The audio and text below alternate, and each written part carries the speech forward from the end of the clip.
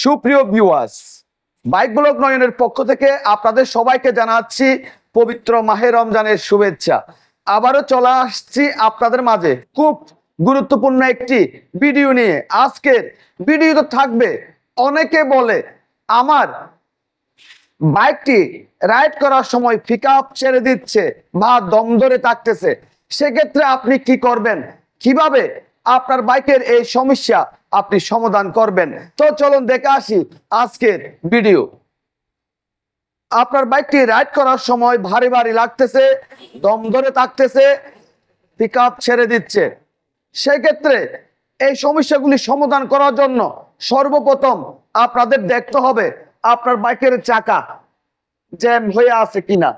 আপনার বাইকের চাকা যদি জ্যাম হয়ে যায়, সেক্ষেত্রে আপনার বাইকটি ভারী ভারী হয়ে যাবে। সেজন্য আমাদের কি করতে হবে, বাইকের চাকা ফ্রি করে নিতে হবে প্রথম কাজ। তারপর যে কাজটি আমাদের করতে হবে, আমার বাইকটি পিকআপ ছেড়ে দিচ্ছে, দম ধরে থাকতেছে, সেক্ষেত্রে আমাদের কি করতে হবে, ফুয়েল ট্যাঙ্ক ওয়াশ করতে হবে। ফুয়েল ট্যাঙ্কের সাথে একটি সুইচ লাগানো আছে, এই সুইচটি আমাদের কি করতে হবে, পরিষ্কার করতে হবে। এক কথায় ফুয়েল ট্যাঙ্কের ভিতর এবং ফুয়েল সুইচের ভিতর যাতে কোনো ময়লা না থাকে। ফুয়েল ট্যাঙ্ক থেকে যদি ময়লা এবং ময়লাযুক্ত ফুয়েল যদি কার্বোরেটরে প্রবেশ করে, সেক্ষেত্রে আপনার বাইকটি দম ধরে থাকবে, পিকআপ ছেড়ে দেবে। সেজন্য আমাদের কি করতে হবে, ফুয়েল ট্যাঙ্ক ওয়াশ করে নিতে হবে। তারপর আমাদের যে বিষয়টি দেখতে হবে সেটি হচ্ছে, আপনার বাইকের মধ্যে লাগানো আছে spark plug air filter foam. আপনারা দেখতে পাচ্ছেন, আপনার বাইকের স্পার্ক প্লাগ যদি দুর্বল থাকে, আপনার বাইকের এয়ার ফিল্টারটি যদি ময়লা হয়ে যায় বা নষ্ট হয়ে যায়, সেক্ষেত্রে আপনার বাইকটি দম ধরে থাকবে, পিকআপ ছেড়ে দিবে, বাইকটি ভারী ভারী লাগবে। সেজন্য আমাদের কি করতে হবে, এয়ার ফিল্টার ফোমটি চেক করতে হবে, প্রয়োজন হলে পরিবর্তন করতে হবে। যদি পরিষ্কার করলে চলে, সেক্ষেত্রে পরিষ্কার করে লাগিয়ে দিবেন।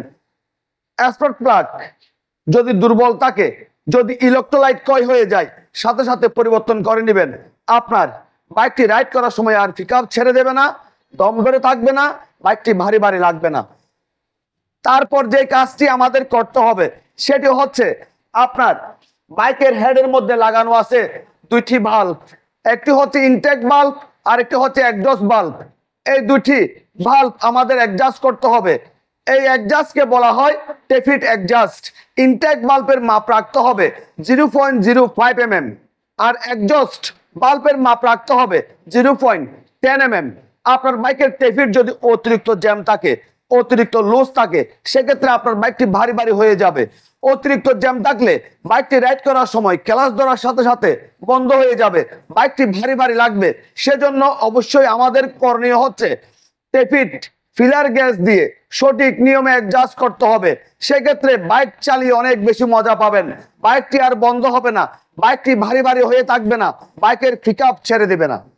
তারপর আমাদের যে কাজটি করতে হবে সেটি হচ্ছে কার্বুরেটর। আপনার বাইকটি যদি ভারী ভারী হয়ে যায়, আপনার বাইকটি রাইড করার সময় যদি পিকআপ ছেড়ে দেয়, দম ধরে থাকে, সেক্ষেত্রে আপনার বাইকের কার্বুরেটর ভালো মেকানিক দিয়ে W40 দিয়ে ওয়াশ করে নেবেন।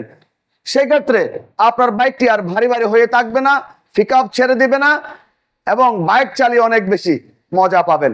তারপর যে কাজটি আমাদের করতে হবে সেটি হচ্ছে, আপনার বাইকের মধ্যে লাগানো আছে একটা সিডিআই ইউনিট। সিডিআই ইউনিট অবশ্যই আমাদের চেক করতে হবে। কিভাবে চেক করবেন, এসটি কয়েলের কেবল দিয়ে কারেন্ট যদি ঠিক মতো আসে, সেক্ষেত্রে ধরে নেবেন আপনার বাইকের সিডিআই ইউনিট ঠিক আছে। আপনার বাইকের সিডিআই ইউনিট যদি ঠিক না থাকে, সেক্ষেত্রে এসটি কয়েলের কেবল দিয়ে কারেন্ট আসবে না। আমাদের চেক করতে হবে এসটি কয়েল। আপনার বাইকের মধ্যে লাগানো আছে এসটি কয়েল, এসটি কয়েলের কেবল দিয়ে যদি কারেন্ট না আসে, আপনার বাইকের সিডিআই ইউনিট ভালো আছে কিন্তু এসটি কয়েল দুর্বল, সেক্ষেত্রে আপনাদের কি করতে হবে, এসটি কয়েল পরিবর্তন করতে হবে। আপনার বাইকের এসটি কয়েল ভালো আছে কিন্তু সিডিআই ইউনিট নষ্ট, সেক্ষেত্রে আপনাদের কি করতে হবে, সিডিআই ইউনিট পরিবর্তন করতে হবে। আপনার বাইকের পিকআপ ছেড়ে দেওয়ার সমস্যা সমাধান হয়ে যাবে। বাইকটি ভারী ভারী হয়ে থাকে, এই সমস্যাটি সমাধান হয়ে যাবে। আপনার বাইকটি প্রতিটা সেলফে টুকাই টুকাই স্টার্ট হবে, আপনার বাইকটি চালিয়ে অনেক বেশি মজা পাবেন।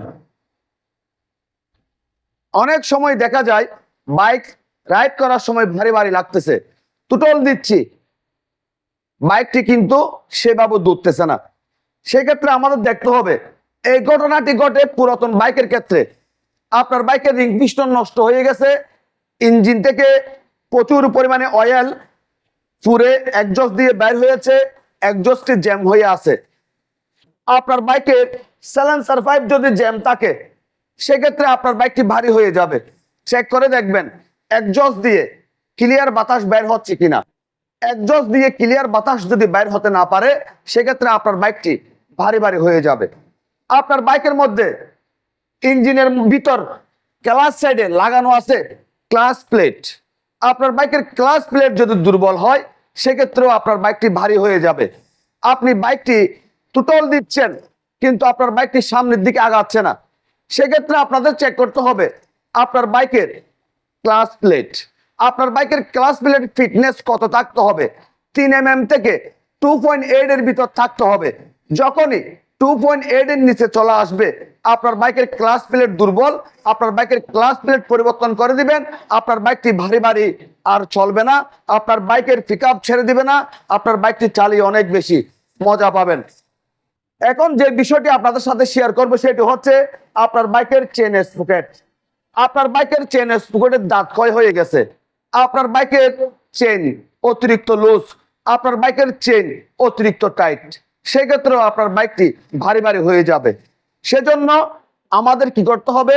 চেন স্প্রকেটের দাঁত যদি ক্ষয় হয়ে যায়, আমাদের চেন স্প্রকেট পরিবর্তন করতে হবে। যদি অতিরিক্ত টাইট থাকে, যদি অতিরিক্ত লুজ থাকে, সেক্ষেত্রে আমাদের কি করতে হবে?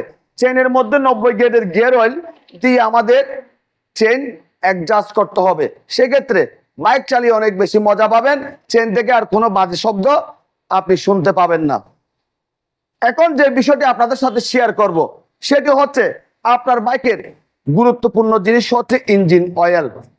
আমাদের শরীরের রক্ত যদি খারাপ হয়ে যায়, আমরাও বাঁচতে পারবো না।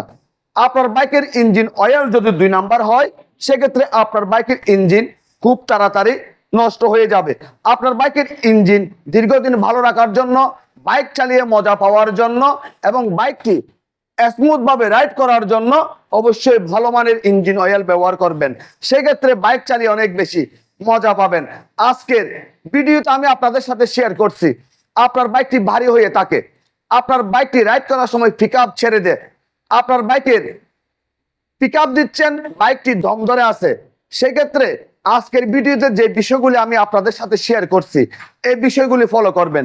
আপনি বাইক চালিয়ে কিন্তু অনেক বেশি মজা পাবেন, আপনার বাইকের যাবতীয় সমস্যাগুলি সমাধান হয়ে যাবে। আর আপনার বাইকের সমস্যা অবশ্যই কমেন্টে বলুন, আমি সমাধান দেওয়ার চেষ্টা করব। আপনাদের যদি আমার আজকের ভিডিও যদি ভালো লেগে থাকে, লাইক করবেন, কমেন্ট করবেন এবং বেশি বেশি করে শেয়ার করে দিবেন। আর আমাদের এই ছোট্ট পরিবারটি সামনের দিকে এগিয়ে যাওয়ার জন্য সুযোগ করে দিবেন। সবাইকে অনেক অনেক ধন্যবাদ জানিয়ে আজকের মতো বিদায় নিলাম।